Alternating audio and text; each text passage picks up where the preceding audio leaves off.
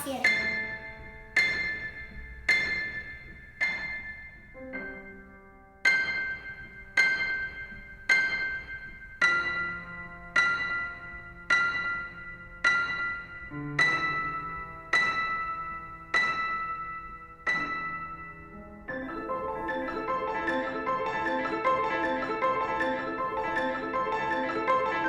É a Zambelli.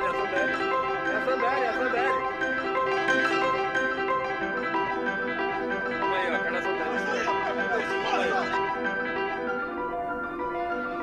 Carla Zambelli armada aqui, galera. Carla Zambelli armada aqui. Carla Zambelli armada aqui, galera. Tá aqui, tem só baixar aqui. Você pode já acionar diretamente o gatilho e depois puxar o comando. Vamos ver onde a arma pega. É uma ordem que eu tô te dando, uma ordem Bolsonaro. Quando você colocar a faixa vencedor das eleições, você vai dar um golpe no Congresso e no Supremo. O golpe vai ser esse.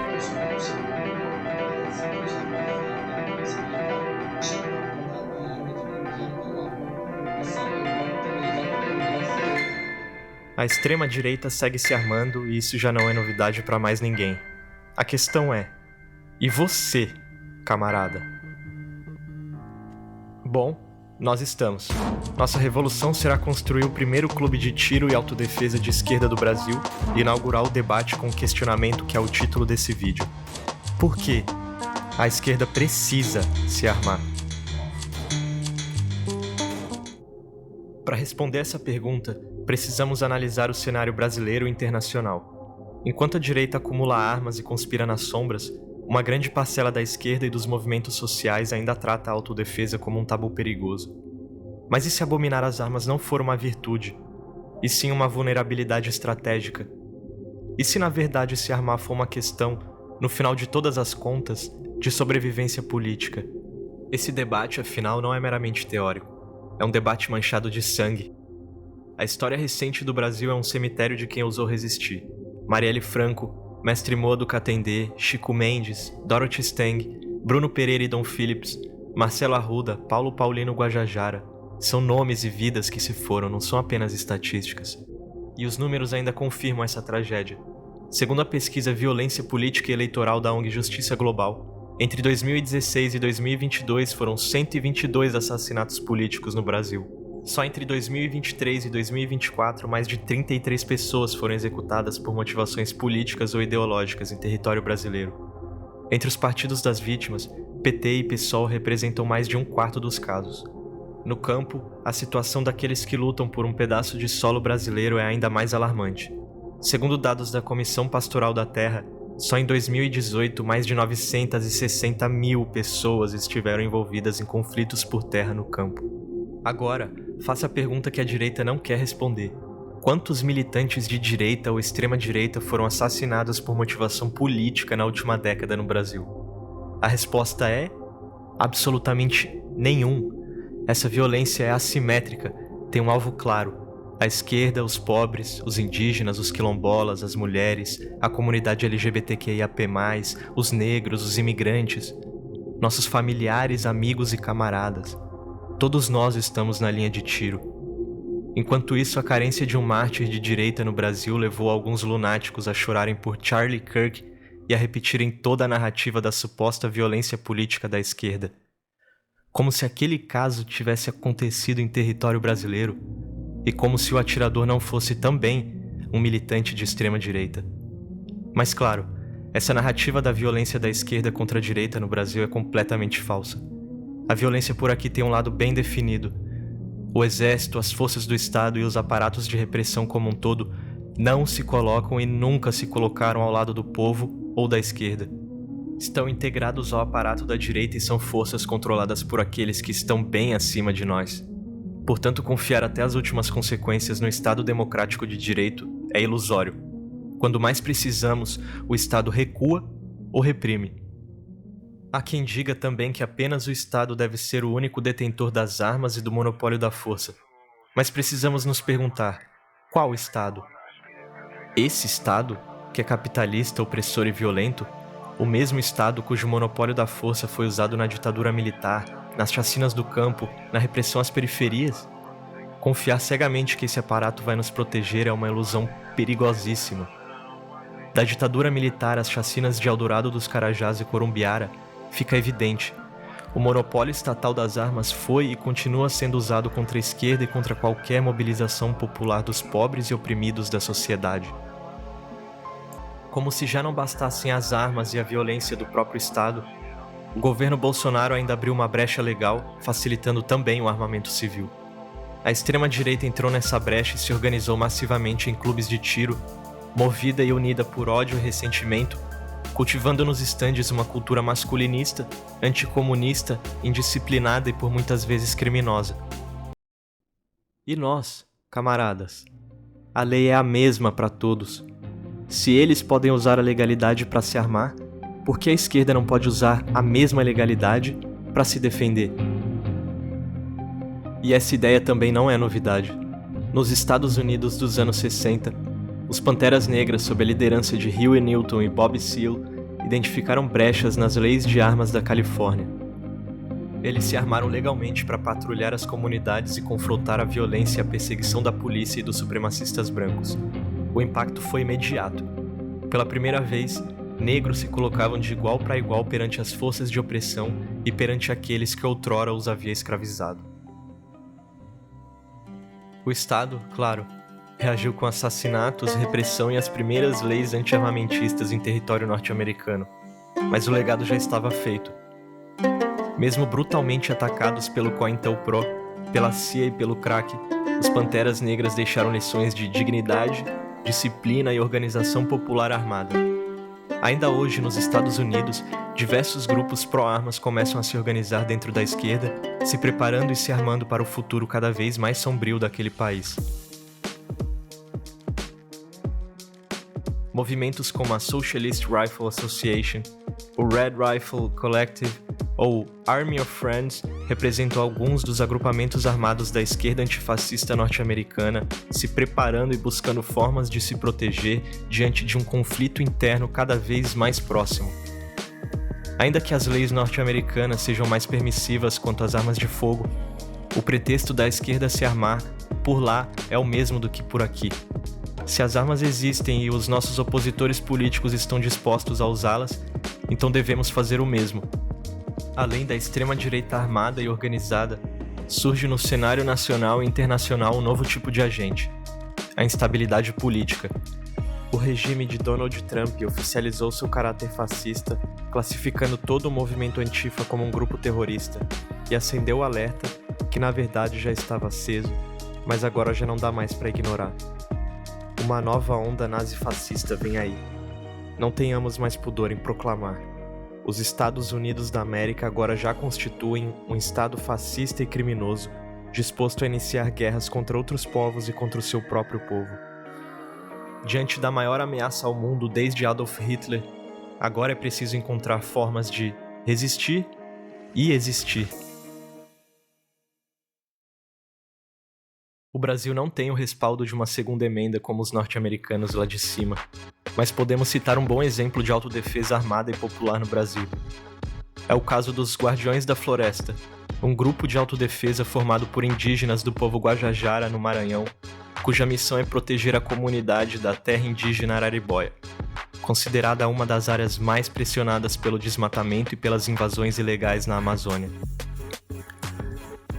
Eles surgiram de forma autônoma e organizada pelos próprios indígenas, sem apoio inicial do Estado, como resposta à constante invasão de madeireiros, caçadores e grileiros que ameaçavam o território. Atuando como uma espécie de patrulha comunitária, os guardiões percorrem a floresta, identificam atividades ilegais, destroem acampamentos de madeireiros e caçadores e apreendem armas e denunciam invasores às autoridades.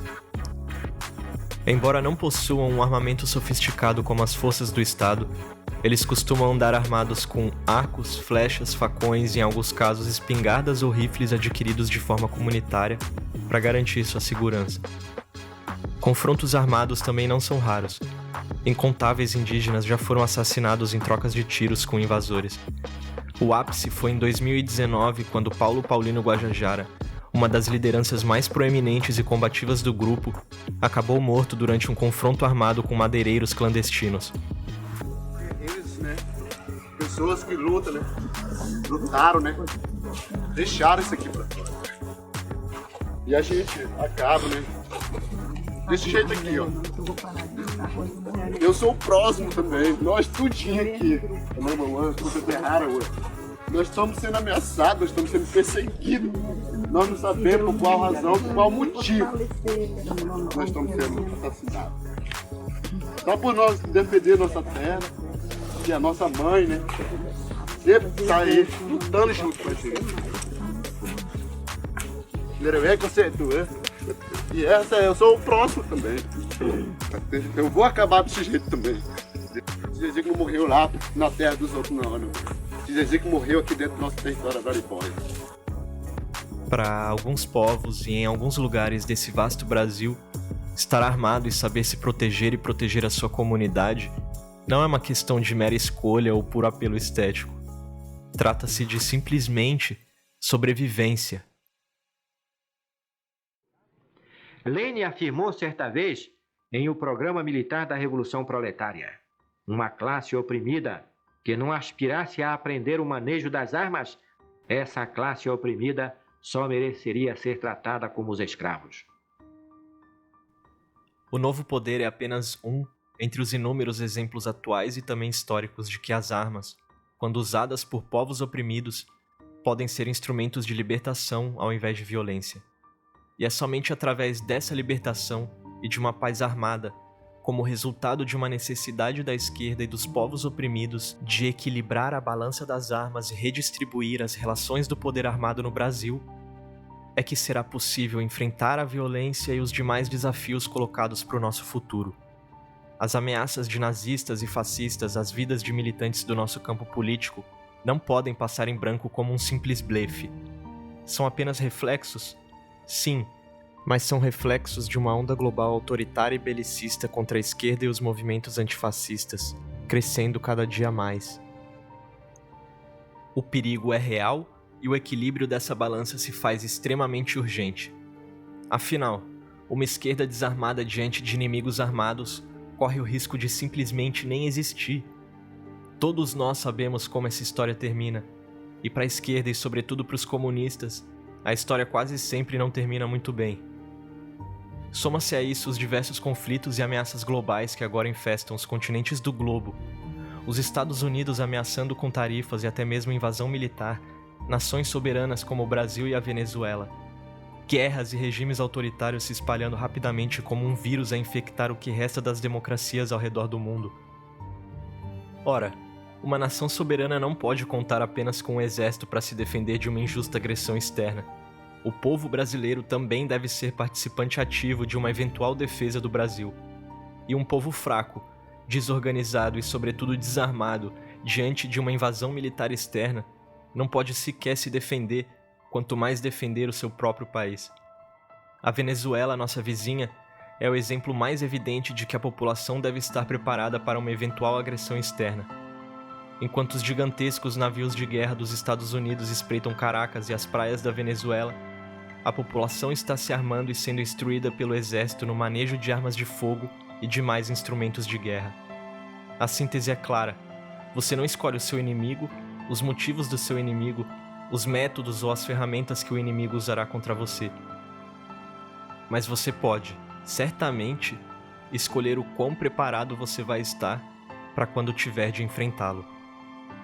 Ninguém poderá nos defender do que está por vir, a não ser nós mesmos. Por isso, a militância de esquerda no Brasil deve começar a traçar uma nova rota, mais condizente com o colapso iminente do velho mundo.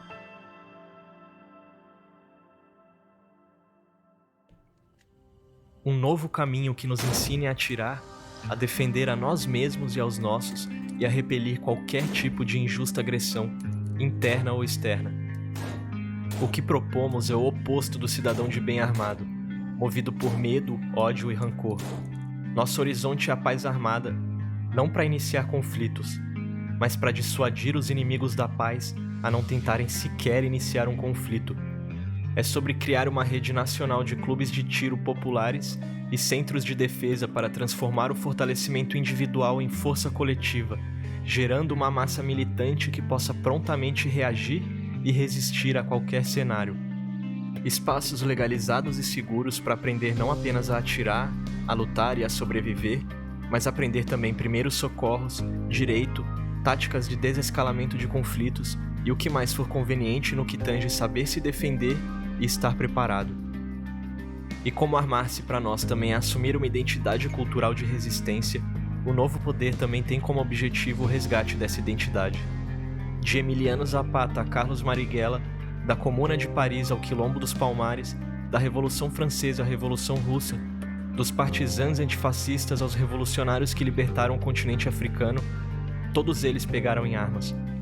Não para garantir a manutenção do velho mundo, mas para conquistar uma paz verdadeira e um novo mundo. Povos oprimidos só derrotaram ditaduras, fascismos e invasores porque se armaram e se condicionaram. As armas podem iniciar guerras, mas também podem evitá-las ou mesmo encerrá-las. E não foram apenas figuras como Carlos Marighella que pregaram o armamento da população. Karl Marx, na obra Instrução aos Delegados do Conselho Central Provisório da Associação Internacional dos Trabalhadores, de 1867, escrito para o Congresso Internacional em Genebra, sintetiza o tema com as mais claras palavras. Sob nenhum pretexto, armas e munições devem ser entregues.